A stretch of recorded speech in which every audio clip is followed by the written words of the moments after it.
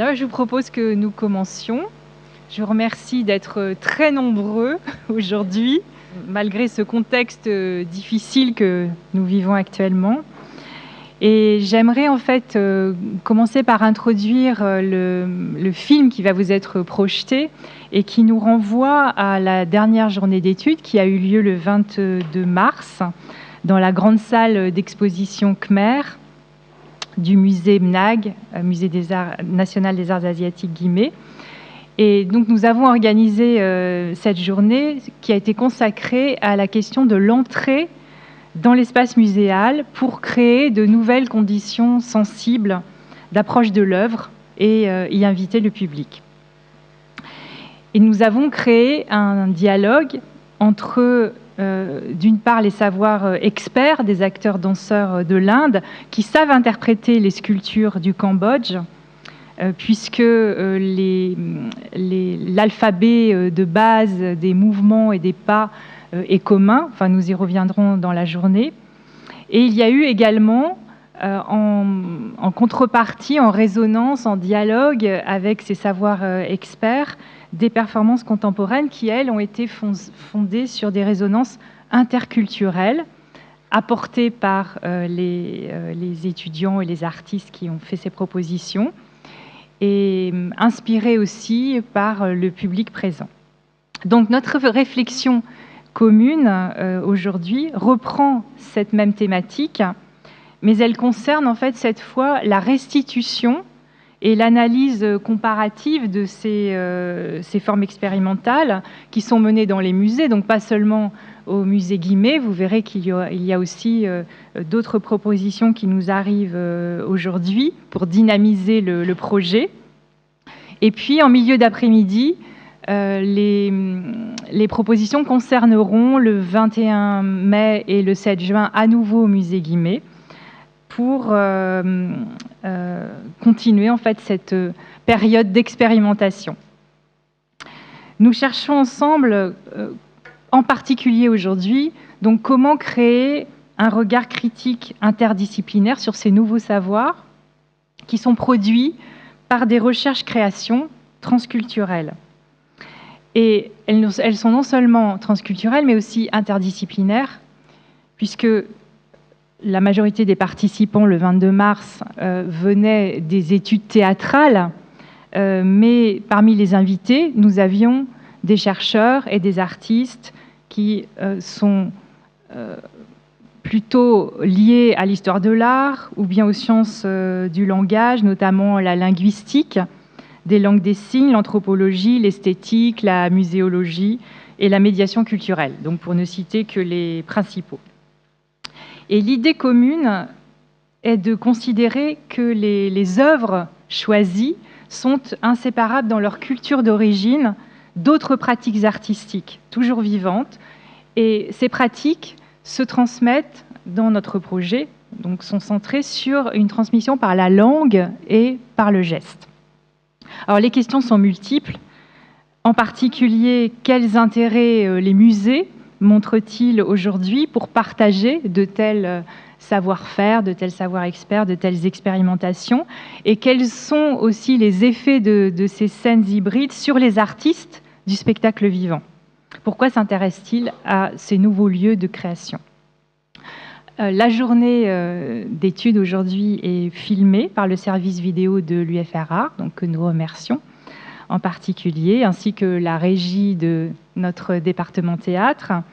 Et elle sera mise en ligne sur le site du LABEX Art H2H, donc qui soutient ce projet.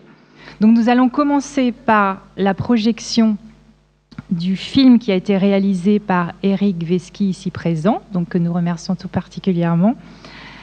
Et ensuite, donc, je continuerai mon temps de prise de parole pour introduire le débat avant d'inviter les intervenants à nous rejoindre à la table ronde.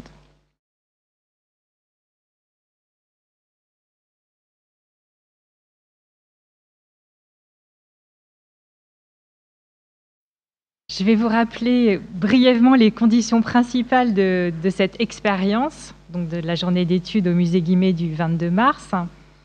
L'un des enjeux de cette expérience collective a été de créer de nouveaux liens par la création artistique entre des mondes traditionnels et contemporains, mais aussi entre le milieu silencieux du musée, parfois très immobile, voire mortifère, et le contexte vivant de la culture à laquelle la sculpture se réfère, et les cultures aussi avec lesquelles elles peuvent résonner.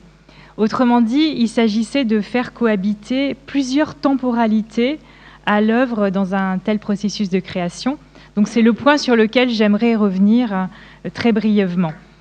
D'abord, le temps de l'apprentissage des gestes codifiés de ce théâtre d'Asie, qui alterne, vous avez vu, des moments d'attitude, comme des sculptures vivantes, et puis des mouvements dynamiques, rythmés, où l'on raconte en fait le mythe qui est suggéré par la sculpture. Mais il y a aussi le temps de préparation de l'acteur à l'émission vocale de la phrase qu'il a apprise ou des phrases qu'il a apprises par cœur. Et cette appropriation, cette incorporation lui permet de dire, en fait, de transposer plus précisément ces phrases d'une autre langue dans sa propre langue. Et que dire aussi de l'effet du temps sur ces pierres mutilées qui ont plus de 1000 ans. Donc les sculptures qui sont fragmentées font signe aussi vers l'usure du temps, vers l'abandon, la guerre, le pillage, la disparition, en tout cas la transposition de leur lieu d'origine qu'est le temple. Et enfin, quatrième temporalité, quelle histoire le spectateur se raconte-t-il ou a-t-il envie d'entendre au musée? Et quelle est sa part de création et de reconstitution de l'œuvre? Alors, pour mêler le plus possible le statut de spectateur et celui d'acteur, vous avez vu, c'était aussi un des enjeux de cette expérience du 22 mars. Sachez que la découverte de la grande salle Khmer à l'entrée du musée s'est faite le jour même par la majorité des participants. Il n'y a donc pas eu de répétition in situ, il n'y a pas eu de visite guidée préalable comme nous l'avons fait l'an dernier ou comme vous le verrez aussi cet après-midi pour l'expérience dont nous ferons la restitution. Mais là, les artistes, les étudiants, les chercheurs ont dû s'adapter in situ et voire même transformer leur travail en rencontrant les statues. Le texte choisi, l'épopée du Ramayana, est connu, il est toujours pratiqué par les acteurs indiens mais aussi par les acteurs cambodgiens et leurs mouvements codifiés ont un langage commun qui vient du traité le plus ancien d'art dramatique en Inde, le Natya Shastra, dont les étudiants ont appris quelques gestes. Et puis, il y a aussi 7 des personnages sculptés présents dans cette salle du musée qui sont également cités dans cette épopée du Ramayana, qui, je vous le rappelle, fait 48 000 vers, qui est un texte gigantesque dont on a extrait quelques petits éléments. La transmission se fait oralement et les étudiants, les artistes, sachez-le aussi, ont appris environ en une douzaine d'heures tout ce qu'ils ont montré ce jour-là. Et surtout sur l'incorporation de cette technique gestuelle indienne qui demande beaucoup de temps, voire même des années. Là, c'est fait d'une manière extrêmement intensive. Et le passage de la composition scénique aussi initiale, telle que je l'ai apprise en Inde avec K. Muralidhar Rao, a été aussi transformé dans la transmission. Voilà, donc nous nous intéressons aussi à ces transpositions qu'impose une scène hybride comme celle d'un espace muséal, qui va remettre en question aussi certaines filiations de transmission, voilà, où les choses ne sont pas données complètement, ni les répertoires. Donc nous avons associé d'un côté l'assimilation très rapide de cette codification culturelle étrangère pour les étudiants et les artistes français ou francophones ou présents à l'université, et d'autre part, en contrepartie, il y a eu une incorporation libre et créative des textes dits en français, mais aussi reliés aux cultures d'origine des étudiants et des artistes présent. Et l'enjeu était aussi de chercher en fait comment l'acteur, le danseur, l'artiste peut être aux prises lui-même dans sa pratique, dans sa transmission, dans son éducation, avec l'immobilité, avec la nécessité de recréer en mouvement des habitus qui sont trop normés ou trop sclérosés. Donc il y a aussi cette part de créativité et de continuer aussi d'imaginer comment continuer le mouvement suggéré par la sculpture. Nous sommes entrés dans le musée par la poésie et par le mouvement. Donc il y a eu cette idée, vous voyez, de défaire, refaire autrement, à la fois remettre en question nos gestes quotidiens, nos habitus, et puis aussi imaginer le mouvement suggéré par la statue. Donc une rupture a été nécessaire avec les mouvements corporels habituels pour aussi engager le public présent à se remettre en question dans cette gestuelle habituelle de ne pas toucher les œuvres, être immobile devant aussi une œuvre. Voilà pourquoi ne pas tourner autour, rester en mouvement, comme ça a été suggéré par certains artistes présents. Donc le dispositif choisi qui a été proposé au public aussi reposait sur le placement de l'acteur-danseur indien ou cambodgien face à ses œuvres dans son contexte vivant, à savoir, lorsqu'on est en relation avec ce type de sculpture, on commence par ôter ses chaussures, on s'assoit sur le sol, on ne cherche pas à avoir une chaise, voilà, il y a cette proximité de la terre. Il y a aussi l'idée d'expérimenter les gestes par l'écoute et non pas par le regard. Et puis aussi la rencontre avec l'autre, avec l'étranger, va impliquer, vous l'avez vu notamment, un ralentissement des mouvements habituels. Voilà, au lieu de se laisser aller à nos gestes habituels de rencontre, on les remet en question par ce ralenti et par aussi de nouvelles orientations dans l'espace avec vraiment des idées clés telles que s'intéresser au poids, à l'élévation, au flux, au rythme, à la dilatation, à la contraction. Vous voyez, donc en fait, détourner le sens du texte aussi, ou plutôt multiplier les interprétations en s'intéressant à ces affects et non pas aux sentiments personnels qu'on pourrait avoir face à l'étrangeté de cette culture. Et l'imagination, je pense, créative aussi en a résulté. Et puis cette conception de l'esthétique, puisque nous sommes ici dans ce département théâtre et dans le cours qui a suscité cette expérience, dans une discipline qui est celle de l'esthétique, mais où nous avons travaillé à la racine grecque du mot aesthésis, c'est-à-dire être dans cette relation très sensible. Mais d'une manière très résumée, je pense qu'en fait, cette expérience nous conduit à une esthétique du fragment, dans le sens où l'enjeu n'a pas été, vous voyez, de reconstituer ce qui manque, un peu comme un acte d'historien. Voilà, les sculptures sont mutilées, on va réinventer leurs bras d'une manière rigoureusement juste, en connaissant les travaux, effectivement, des archéologues notamment.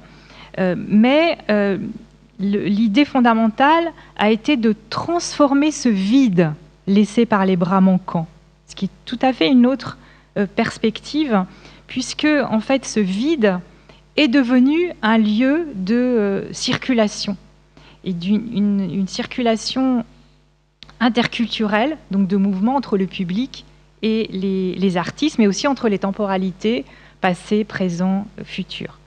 Donc l'artiste, lui, vous l'avez vu dans le film, apprend à jouer plein de personnages pour interpréter les récits. Donc il incorpore les mythes cosmogoniques. Voilà, il n'est pas figé dans un seul rôle. Il peut jouer à la fois les Asuras et les Devas, et ce changement de rôle va créer des tensions corporelles extraordinaires et en fait lui donner une dimension créative qu'il ne connaît pas dans d'autres contextes. Mais lorsque nous donnerons la parole aux artistes qui ont participé à ces performances, je pense qu'ils pourront prolonger cette idée.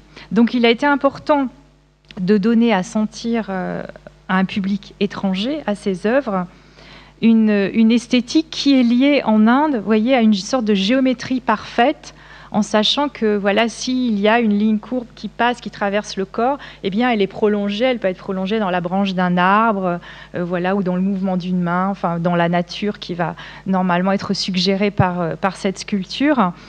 Mais aussi, c'était un moyen de créer un tissage avec le public par ces lignes invisibles. Donc aussi, cette orientation de l'espace nous a préoccupés.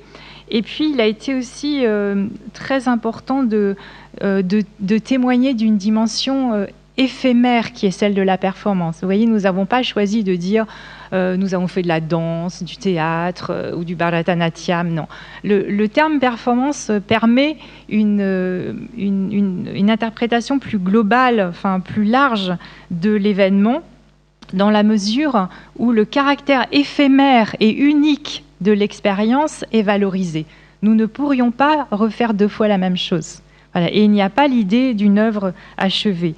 Et ce qui m'a beaucoup touchée dans cette expérience avec si peu d'heures pour cette pratique, c'est au fond de voir de la part de ces artistes le côté fragile, l'incertitude, donc l'éphémère, ça je l'ai dit, mais c'est une expérience de l'instant, du discontinu, qui est évidemment à mettre en résonance avec le questionnement sur le monde actuel, voilà, l'incertitude, pour ne pas dire la précarité, qui nous préoccupe en ce moment à l'université et en France, comme vous le savez. Mais vous voyez qu'il y ait cette résonance entre plusieurs temporalités a été un souci, et de ne pas être seulement restreint à une beauté normée par une culture donnée. Alors voilà, donc avec ces diverses expériences artistiques, principalement au musée Guimet, comme vous l'avez vu, donc nous avons vu aussi qu'il y a une transformation des répertoires, des gestes et aussi des répertoires des artistes professionnels.